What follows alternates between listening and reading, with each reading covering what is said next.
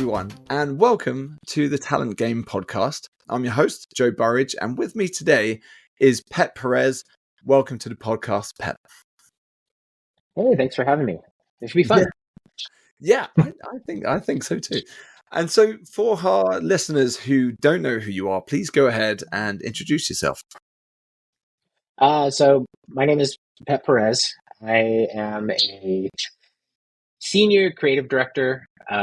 For the last 10 years, I was at Riot Games. Half of that time was spent on VALORANT, and the other half was on esports. Prior to that, I worked at a lot of creative agencies throughout Southern California primarily, and working predominantly for gaming and entertainment clients. Yeah. Awesome. Thank you. And thank you so much for coming on the podcast as well. Before we hit the record button, I was talking to you about how much I'm loving VALORANT. Finally getting involved with VALORANT because as it moved onto console. Naturally, when I was at Epic and it being an Unreal Engine flagship title, I've been watching so much gameplay and everything. So that's awesome. But it's not about what I'm playing at the moment. I'd love to know, what are you playing right now?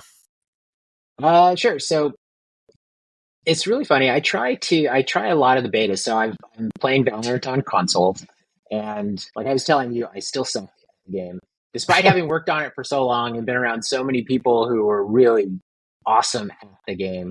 I am still typically the bottom fragger of my squad. So that's good to know. Consistency. Besides that, I've tried like the Concord beta just to see what that hero shooter was like. I'm playing Destiny, and for some reason I can't shake the Division. And lately I've been playing V Rising and No Rest for the Wicked. So just kind of all over the place. Yeah. But you've got a real variety of there as well. I mean, I try to play a lot. Yeah. Like a lot of different titles, and see what sticks. Yeah, definitely. I think, well, we'll get into this, but I think that the best in the industry have this intellectual curiosity for the craft itself. You know, you need to constantly be trying new games, also ones outside of your comfort zone that you typically go into. You mentioned in that intro just then, you started out in agencies and then moved into games at Riot. So I would love to know how you got into the games industry and why. And also, I guess a third question would be, why do you stay in games or want to stay in games? Right. So initially, I started out as a visual designer, graphic designer, visual designer. And I started out working predominantly for corporate clients. So doing stuff like annual reports and identity development, logo design, like that kind of stuff. At some point in my career, when I was still kind of a junior, I realized that there were agencies that did work for the entertainment industry.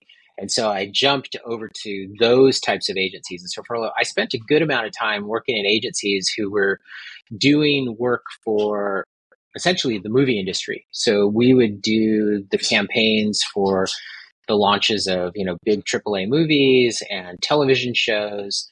And I did that for quite a while, and that's how I sort of rose up through the ranks. Typically at an agency, if you're on the creative side and a visual designer, you go visual designer, senior visual designer, art director, associate creative director. So you sort of move up the ranks that way. As that was happening, the gaming industry was continuing to grow and develop. And at the point where I hit creative director, the gaming industry wanted to start doing marketing and campaigns that felt more like what the entertainment industry was doing. And so the first place they looked at were shops like I was working at. And so you started to have people like Activision coming to shops like the one I was at the time and saying, hey, we want to do a campaign for this title that feels, big and et cetera. And I'd always been a gamer. And so I naturally gravitated towards that work. And so I did that for quite a while on the agency side, working for game publishers. So I worked on things like one of the Halos, Gears of War 3, Mortal Kombat, all the way down to some smaller games like Scribblenauts. I don't know if anyone's ever heard of that one. And at some point, one of my last clients was Riot Games, and I spent time working with them. And one of the people in leadership there reached out to me and said, "Hey, we've got this weird position at Riot, and we think we need a creative director for it. Would you be interested?" And it turned out it was to be the first creative director at Riot Games and to be that person for esports. And so it just sounded really interesting to me. It was this perfect storm of gaming, live events, and entertainment. I had two of those things kind of sewn up. I'd never really been a part of live events and broadcast type work. And so it just seemed like a really appealing challenge. I'd spent a lot of time working with people at Riot Games. I felt like a certain alignment with their philosophy about player first. And so I made the jump and I went in-house. And so Riot Games was my first job, like really going in-house significantly. There'd been a small stint at Warner Brothers before, but that's how I got into gaming. The reason I stick is there's something about the experience of gaming that I just think is different than virtually any other product or experience out there. The way that players interact with games, it's not like you're just sitting back watching a program. You're actively participating. You're investing yourself into the experience. And if you're on the marketing or publishing side, there's an opportunity to add to that experience, to be a part of that experience, to do more than just advertising. And so it's that weird sort of combination of things that it's just, once you get into it as a creative, as specifically as a creative on the marketing side, it's really hard to shake it. Like there aren't very many other products that I think offer the same type of challenge and reward that you get from working like in a role like mine for gaming clients.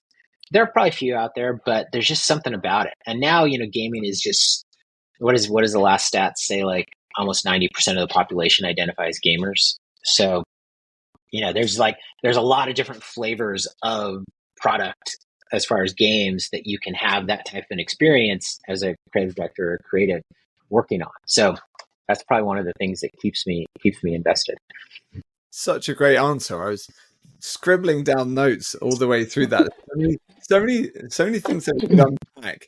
Just the last comment you mentioned there. I remember explaining to my 87-year-old grandma the other day, who plays solitaire every single day and has done on her. I think it's still running Windows XP. This thing. Nice. I was explaining to her, like, "Grandma, you're a gamer, yeah." And she's, and she was like, "No, no." I was like, "You play video games every single day." She's like, "Oh yeah." So yeah, before we get into, I guess, the talent side of this discussion, I'd love to, what is your definition of a creative director for those of us who listening who aren't too sure? Because you said weird new position, right? Riot Games. So what made it weird to them, and how would you define a creative director in games? It's really interesting with creative direction because there are so many different flavors of it. You've got, now at this point, you've got celebrities who become like guest creative directors at large brands, right? So like Pharrell is a creative director. I can't remember which brand it is, but you've got this weird sort of thing happening. So there's a lot of different definitions of creative director. I think the way I've thought about it is the creative director, and this is also where you get into different flavors of actual different types of creative directors. There's creative directors who are managing and building and managing a team, and they're trying to set that team up, a creative team, set that team up for success. And there's a lot of things you have to do to make that happen. And then there's creative directors who are more like principal creative directors, where you're still operating a lot of times like an individual contributor, right? I see. And so you're more responsible for, let's say, crafting the creative vision or the core through line of a campaign or a brand or a product. And then you might be working with some other creatives on the team to help essentially make that execution happen. the type of creative director I was that type for a while, but then I moved into more the team building type, where I'm managing a team, and that's where I was managing creative directors who are managing teams. In that instance, I think a lot of times it's more about how much agency can you give to all the different individuals on the team? How much creative agency can you give to all the different individuals? Can you make sure that they are set up to do their best possible work? How do you, in your position, use the creative crafts to solve business challenges? How do you use a team of creative craftspeople to solve business challenges, whatever those may be, right? I think a creative director is the person who is essentially doing that work. They are, in some instances, they might be gently sort of course correcting the team in terms of like, oh, that's a really interesting concept, but what if we shift it just a little bit this way, because that'll get it more on brief. Sometimes you might be shielding the team from outside influences. And other times you might be just making sure that everybody understands, from the most junior team member all the way up to the most senior, how they are impacting the final result, how their work is ultimately going to have an effect on, in this case, the player. So I'm sorry, this is a pretty rambling type of answer to this question. And it's honestly because I feel like there are so many different versions of creative director.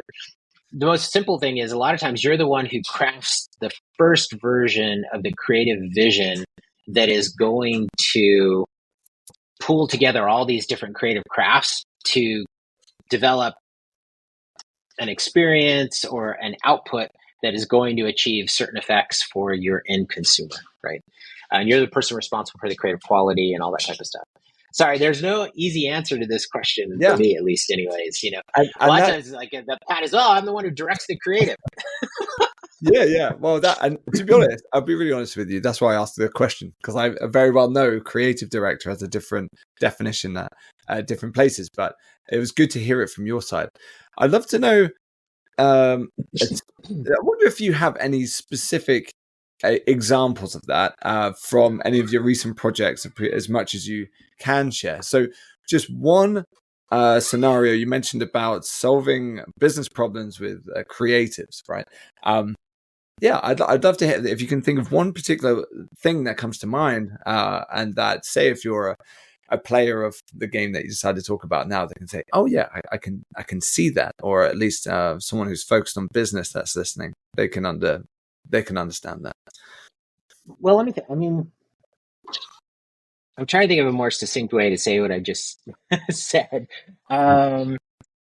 So, well, let's say like a not recent, but a pretty significant piece of work that I was just on, which was Riot was developing a new shooter.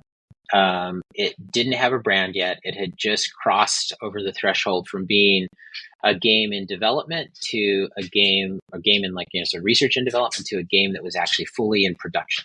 So a game that was now going to roll forward and have an alpha and a beta and, be looking for a community of players, etc. One of the first things we needed to do was figure out, what is the name of this game going to be? What is the brand of this game going to be about? And so as a creative director, one of the things I was responsible for was trying to create a vision and an overall creative direction for what that brand would be, what the name of that game would be, what it would look like. And so that involved really working with the development side of the house, the game devs, to really get everybody in alignment on why we were making certain creative decisions in the game development, and how those decisions would translate over to the brand development and the marketing. And so that, one of my core jobs was really getting everybody in alignment and unifying creative language and pulling out certain elements that could then contribute to, what was essentially going to become VALORANT. So like what were the core pillars, the things that we as a team believe to be true about the reason we made decisions, creative decisions around the game, and how could those things be translated from the development of the game into the development of the brand and the marketing. So that was like one of the things that I had to do as a creative director. Awesome. And by the way, this is going to be off the record, but yeah, that I love that answer. It's really specific. You put like I'll probably cut in that answer to the in place of where the which I think is fine, because I think the question of like creative director, like I say, it can be so amorphous, right? I think and there's a core. Here's the core of it though, that I think about. A creative director, you really are responsible for the creative vision and the direction of a project or a brand. And then you're really responsible for guiding a team to help bring that vision to life and to stay consistent, right? Like once that vision is sort of set, then it's helping people understand it, helping people align to it. When I say people, I mean creative craftspeople, helping them understand it and align to it, and then also understand how they can contribute to it and bring it forth, make it real. And ideally, that vision is aligned to ultimate outcomes that you're seeking business outcomes. So like, hey, we need to develop a brand and an identity that will be in alignment with the game and that will resonate with this group of players that we believe is our group of players, right? Or we need to do something that will garner the attention of this group of players and make them sort of stand up and take notice, think about us in a certain way, and then ideally take certain actions. So like, hey, they become aware of us. Can we get them to try the beta? Can we get them to the next step? And when they're at that step, how can we, using, the work that we're doing on the creative front, move someone down through, sort of the experience of, I'm aware of a game, I go and investigate, and I try the beta, and now I'm starting to get, reinforcement about the experience, et cetera, et cetera, et cetera. So like, there's just all that stuff, and all that sort of falls back on creative execution. Yeah, and there's just so many small decisions to make in there that just like make this huge brand. Like when you're in the games development, like what even character should be in there? What art style should this be? What does the UI look like? Is this all on brand with what eventually like you said, a potential player who's not yet downloaded is seeing a 60-second ad on Instagram or wherever there's advertising? Is it this whole cohesive experience? That is huge. And so on that note, you have so many years building these high performing creative teams. Are there any common threads in the top talent? Well, I guess the question is, how did you do that? how did you build them? Yeah. I mean, I think early on, I saw it play out a few different ways. In some cases, I would say I was the victim of it. In other cases, I would say, I saw how this one idea can like really affect the success and the temperament, everything of a creative team. And it's really this: don't hire brilliant assholes. No matter how good their skill set is, if you're talking about a creative team, like a creative organization, someone like that who might be really good at like the execution of their craft, but is essentially lacking in what you might consider soft skills, or they're just an egomaniac or whatever it might be, they can basically erode a team from the outside and just sort of destroy a team from the outside. So that's like one rule. I think when I was usually looking at, when I was in the position of being a hiring manager and, adding people to the team, I always sort of went by this idea of hungry, humble, smart. Just a simple sort of this idea of, is the person hungry? Like, what are they trying to do? How are they trying to develop? What excites them, about the role that they're in, the type of work, et cetera. so much of working as a creative, particularly on, well, I guess in any creative role nowadays, involves collaboration. There are just very few unicorns out there who can just do everything, right? They're like this mythical creature that can just do all the jobs.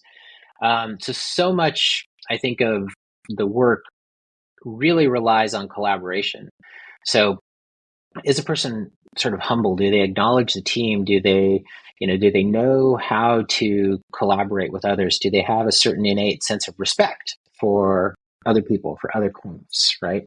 And then smart. It's like, not is a person a genius, but smart in that, are they going to make the same mistake over and over again? Or do they make the mistake and learn and move on, kind of a thing? Like that idea of smart, are they, the idea of working smart, are they able to think about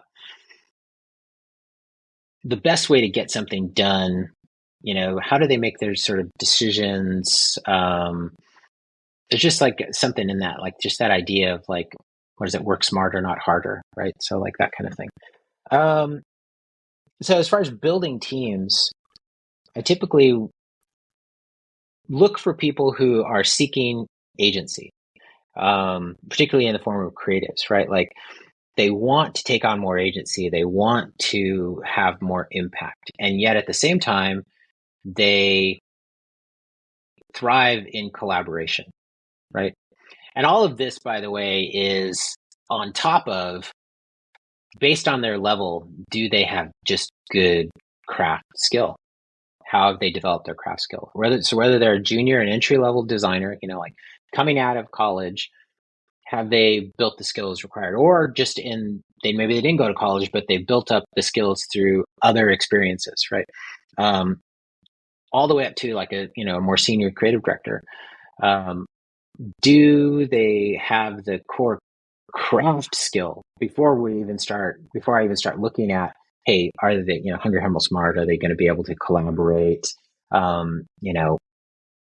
You start getting into all kinds of other questions, but usually that's one of the first things that sort of starts it off. As far as building a team and building good, successful teams, I've always just tried to build teams that I call very purpose-built. In other words, you have an idea of the types of things this team is going to need to make, right? The team, for instance, at Riot Games, the team on esports was producing different type of work product than the team on VALORANT. So the makeup of those two creative teams was really different. On esports, I had more people who were developing broadcast graphics type work. Didn't really have as much of a need, let's say, for like a copywriter on the team, but we were also producing a lot of digital work, so I had UX people, etc. So that the shape of that team looked a little bit different. Whereas on VALORANT marketing, that team was doing more publishing work, and the type of things we were doing required multiple creative directors, more visual designers, virtually zero broadcast graphics or sort of animation types, more copywriters. And so that's another thing, is like building a purpose-built team that is going to be able to handle, the majority of the type of work that you can see is going to be required to support whatever the product or the game is. So that's another thing to sort of think of. There is no consistent team makeup like you might have like on a sports team. I'll use baseball. I apologize. Not everybody watches baseball. You're always going to have a pitcher. You're always going to have a catcher, first baseman, et cetera, right? What happens if you take that team and you throw them onto a hockey rink? It's like, now you're screwed, right? You don't have the right people in place. So it's kind of that same idea. That's great. And I do know a bit about baseball, so I do understand. Yes. Always, it's like I've lived with baseball my whole life, and I'm a huge fan. But I also recognize it's a very, sort of North American, I think, kind of sport. Once you start getting away from us outside of like maybe a few other countries, it's definitely not as popular. So. Well, I've seen one baseball game in my life. It was nice. It was in Maryland, and I think, or maybe it was DC. Anyway, I was watching the Nationals, and they did the whole president's race around the pitch. Oh, right. the big mascots, and I was like, Yep. I had my hot dog, and I was like, this is the best thing I've ever seen. Nice. Going back to your points, just to summarize those. So I love these, by the way. So we had looking for people who are hungry, humble, smart. Fantastic. If you're 3 words to help craft a culture there. People who seek agency, but then they also thrive in collaboration at the same time. You are purposely building teams for a business purpose and a product purpose, and you are trying to avoid these talented assholes, as you mentioned before. I was intrigued about your point though around purpose-built teams and collaboration here. So my mind goes to the last 4 years. Well, since the pandemic, we've moved to very much a remote working model in games, which some have thrived with and some not. And creativity is it's a different skill set, I believe, to be able to thrive remotely. And so, what do you feel like we've gained and lost with remote work? So a really specific example about what we've gained, I think, is brainstorming. And so people have a lot of feelings about brainstorm, the idea of doing brainstorms and pulling people together and just expecting instant brilliance. And there's ways to construct those types of exercises. But what used to happen prior to the pandemic is however you wanted to prep people, you pulled a bunch of people, creative peeps and, other members of your team, producers and project managers and just, maybe people from the dev side in. You pull them into a room and, you might have some prompts about, hey, let's think about this. How could we solve this?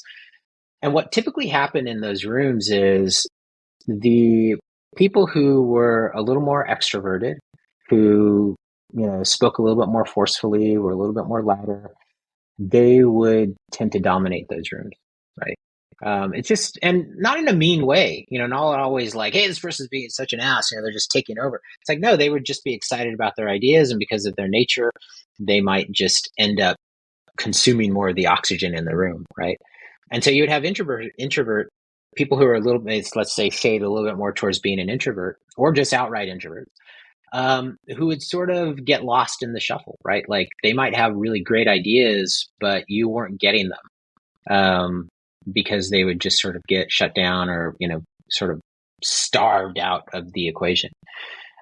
I think what started to happen, for at least in my experience, was when we had to switch to digital means to still try and have brainstorms, like we started using a software called Miro. What I found was the people who had typically been quieter, and I luckily had the experience of having a team that existed pre-pandemic and then leading them as we moved into the pandemic and still trying to essentially launch VALORANT through that. Like we started out launching VALORANT pre-pandemic. We were all together shoulder to shoulder. And then suddenly we were dispersed and looking at each other through monitors. So when we had to switch to figuring out how to still have brainstorms, but in digital formats, what I noticed was the introverts suddenly were able to have their ideas rise to the surface, and they were able to, I think, just get a little bit more. It's oddly enough, they got screen time, right? Because it was just like to be like good etiquette in a Zoom meeting, or is like, hey, when someone's talking, you all sort of stop and you focus, and that person talks, and then you move on to the next person. And so you couldn't have someone dominating over someone else in sort of just a big room full of people, right? If an introvert had, or more, let's say, introverted person had an idea and they had an opportunity to talk about it, they got their space. The other thing, because of the way the software was working, it was more like people throwing up sticky notes into a mass board, right? Throwing their ideas up. And then those ideas got coverage because the moderator would go through all the ideas. You didn't want to leave, you didn't want to miss something, and you didn't have, a few key people dominating. So you might have more ideas coming from people who had historically been quiet, were suddenly up. They were suddenly up there and they got attention. So I think that was something we gained, was just this opportunity for there to be a little bit of a shifting culture around a device. Some people may hate it. Some people, I think, still, greatly sort of ascribe to it. But this idea of around brainstorming, I think one of the things we lost was I think it has the most effect on juniors and mid levels. And, I said when we were working shoulder to shoulder, literally we were like a cluster, big open floor plan, but the marketing team was clustered together in one part of that floor. And then you had the development team on another, in another area. But when you're working shoulder to shoulder, and so you've got maybe like a junior designer next to a principal art director, there's just so much that happens just by virtue of that proximity for the junior. They get to see in real time how this, principal visual designer, a job that they might be, ultimately shooting for, how they respond to challenges, how they approach problems, how they talk about their work. That person and those principals may lean over and look at what the junior is doing and say, "Oh, that's really cool. You should keep doing that." Or, "Hey, have you thought about X?" Suddenly everybody is working more individually, and so you lose them. And so I think that has a lot of impact on people who are developing, so creatives who are developing their skill set. I think you have to find new ways to manufacture those types of interactions. So I think that was probably one of the biggest losses, and I think it has the most impact on, like, say, I think juniors and mid levels. Yeah, I totally agree, and also we're now with the industry going through this slump the last, well, let's call it 2 years now, 18 months. Mm-hmm. Again, that bell curve of job opportunities available hitting the most junior and the most senior. Right. Going back to your point about purpose-built teams made me think this is a bit of a tough question. Me and you have both experienced redundancy here in the games industry. Mm-hmm. Do you think so? Purpose-built teams are fantastic up until, I guess, they need to pivot onto something else, or the business changes strategy. Mm-hmm. Do you think any of this around the current state of the industry may have something to do with purpose-built teams, and or maybe that's too much to put on that? Do you think that's the bigger disadvantage, perhaps, of building purpose-built teams? It's like, we've crafted this team for this particular thing, and now that thing is not needed anymore. The team can't pivot. Then I'm afraid we're parting ways. Do you think? Like I said, it's a tough question. I think there is risk there, right? Like, I would say I saw this happen, with Riot's layoff when it came to the esports team. So I had built I built the first sort of version of the esports creative services team inside of Riot. And like I said, it was a very purpose-built team. Like I say, there were, a number of broadcast motion graphics designers who were on that team. And there were like a few other roles that you might say are very purpose-built towards building a product that is a broadcast product, right? So Riot, I think, started to pivot away from how they were approaching the production and the development of esports. And there were no other roles inside of Riot for some of those people.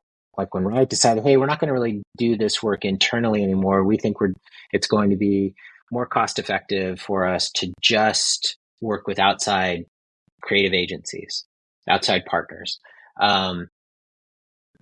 There weren't really any opportunities for those people to be absorbed into other teams within Riot, unless their skill set was wide enough that they potentially could pivot and those roles existed, right?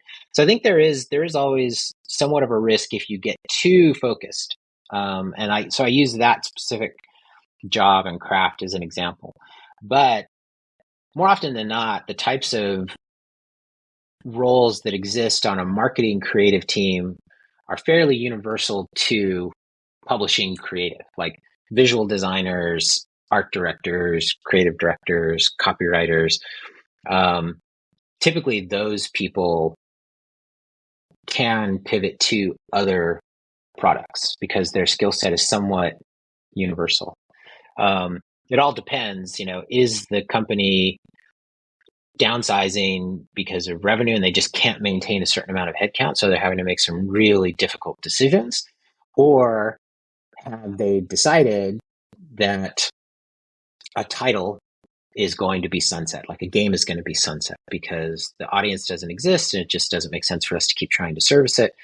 So I think a decision like that latter one, hey, we're going to sunset a title, that probably has more of an effect on the dev side creatives, because you might have people who are very specific to a certain type of game.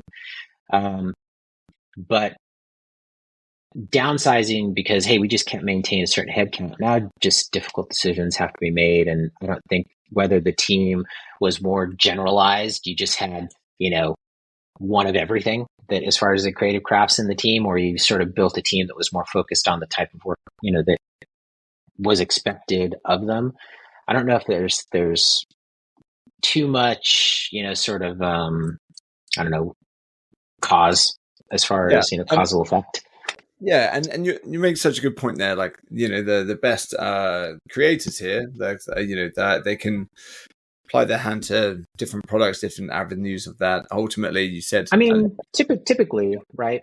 I mean, I would say that there's other things like for instance, on the esports team, that we had no illustrators, but on the VALORANT marketing team, for a while we had 2 dedicated illustrators within the team, and we would occasionally get a chance at like pulling illustrators who were part of the dev team. And so like very specific, type of thing.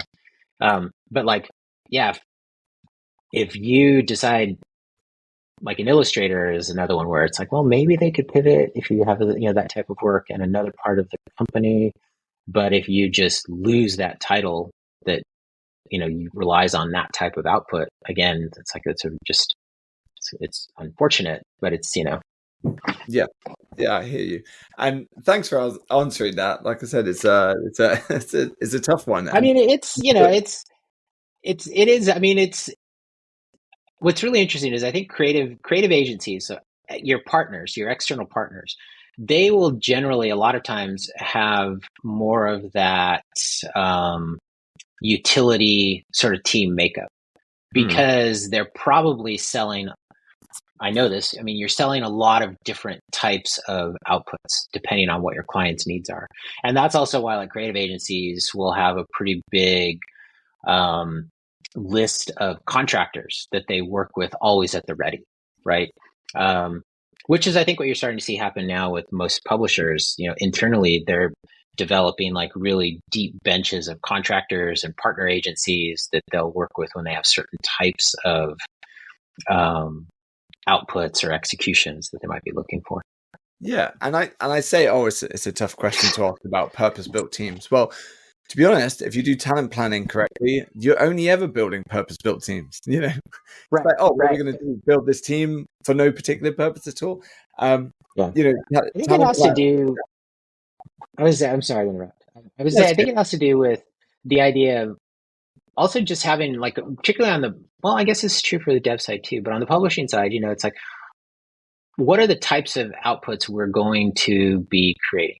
How much and how do we make those things? So in one instance, like in VALORANT, if you look at all the key art that VALORANT does, it's all illustrated. It's not like they're taking in-game models and posing them and just then turning that into key art, which is what happens on other games. And it's, I think it works out great. It looks awesome. But for VALORANT, that is the style that we developed for our key art. And same, I think, is true for League of Legends. So if you look at all the League of Legends key art at this point, it's, like legendary as far as just how awesome those illustrations are. So that's like, you can see that, hey, we're going to do this type of work over and over and over again. Every time we release a new agent, every time, we want to maybe do something with the agents where we're showing like slice of life or et cetera, or there's a new episode. So when you see that you're going to, as a group, be developing that work in this sort of recurring cycle, a lot of times it makes sense to pull that skill set in-house. You have more rapport with the artists.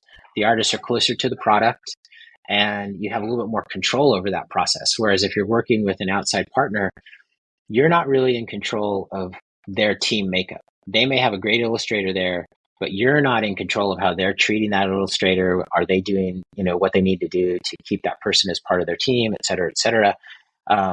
So there's risk, right? And so, Yeah. and sometimes cost starts to like become this thing where you're weighing like, if we have that person in-house, we're never going to have this recurring sort of thing.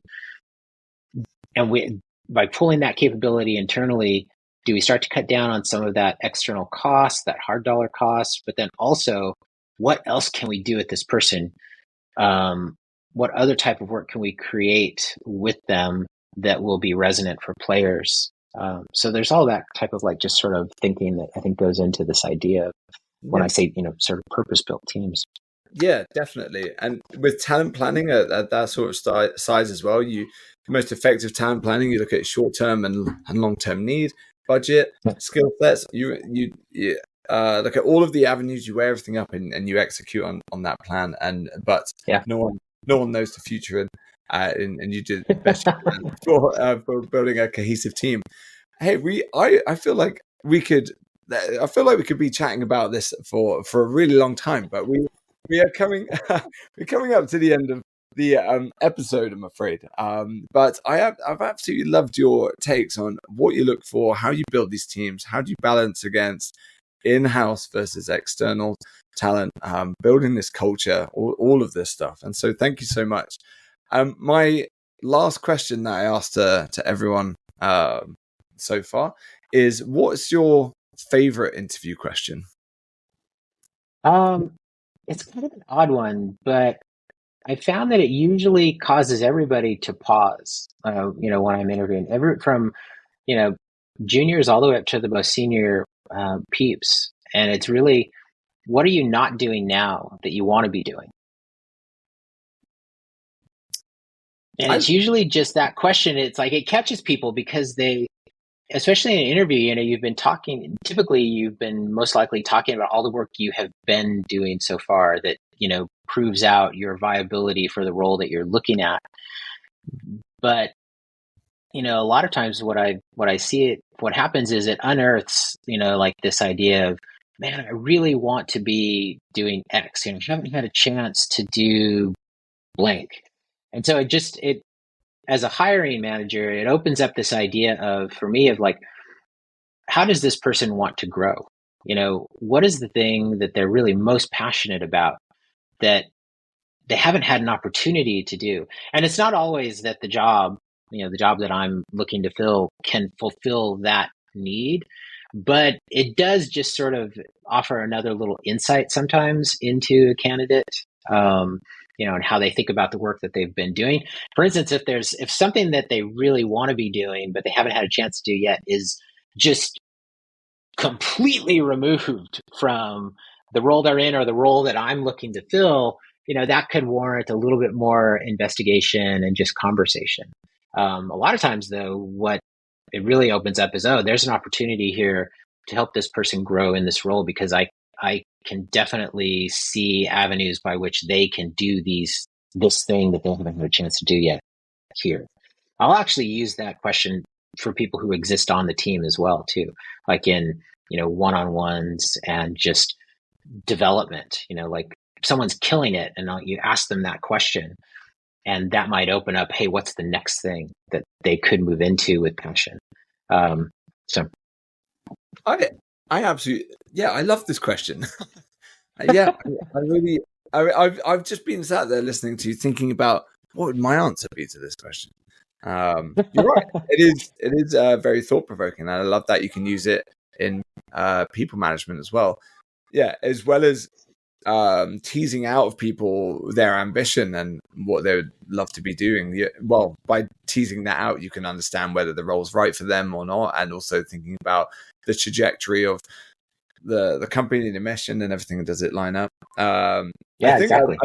I think it'd be also intriguing to hear someone say something they'd love to be doing, which seems within reach, and then just be like, how come you haven't done that yet? Like, what's holding you back? And then, of course, I think a red flag would be like, well, I just haven't done it. Or like, if there's a poor or a red flag would be like a diatribe about their current manager or leadership or the team. There's just stuff like it can unearth some stuff, but more often than not, I find that it just typically reveals opportunity.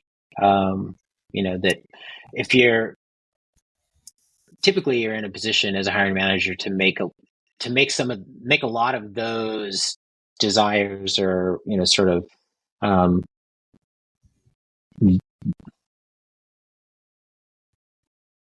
sorry, I lost my train of thought. Yeah. Here we go. This is why it's so good, the recording here. I was going to say, typically, you just find yourself in a position where you can create opportunities for those things to happen, right? You can put candidates or your current team members into trajectories where like, oh no, I can see a way for you to be able to start picking off some of that type of work and continue to grow in the role and still fulfill your obligations, etc. I really like that one. I'm building up this list of my favorites, and that's definitely going to go in there. So thank you for that. I appreciate it. Hey, Pep, we have reached the end. I just want to say again a massive thank you for this conversation. I really enjoyed it. So just thank you for coming on the podcast, and hey, let's keep in touch. Yeah, it was my pleasure. Thanks for having me.